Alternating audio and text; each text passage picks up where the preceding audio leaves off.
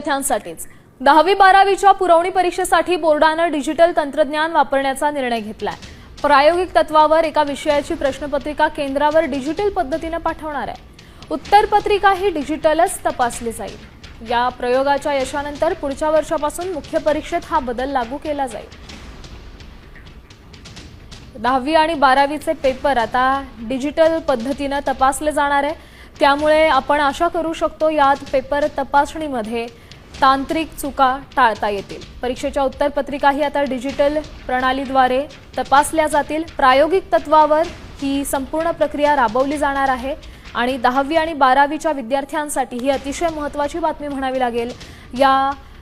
या प्रयोगाच्या यशानंतर खरं तर पुढच्या वर्षापासून मुख्य परीक्षेतही हा बदल केला जाऊ शकतोय अशी शक्यता आहे। 10वी आणि 12वीचे पेपर आता डिजिटल पद्धतीनेच तपासले जाणार आहेत। शिक्षकांकडून हे पेपर तपासले जाणार नाहीत, डिजिटल पद्धतीने तपासले जातील। सध्या तरी प्रायोगिक तत्वावर एका विषयाची प्रश्नपत्रिका केंद्रावर डिजिटल पद्धतीने पाठवली जाईल आणि त्यानंतर हा प्रयोग केला जाईल। उत्तरपत्रिका ही डिजिटल पद्धतीनेच तपासली जाईल आणि या प्रयोगाच्या यशानंतर पुढच्या वर्षापासून मुख्य परीक्षेत हा बदल लागू केला जाईल। त्यामुळे पेपर तपासणीची ही जी प्रक्रिया आहे ती अधिक पारदर्शकरित्या पार पाडण्यासाठी पारदर्शक होण्यासाठी ही प्रक्रिया राबवली जाते।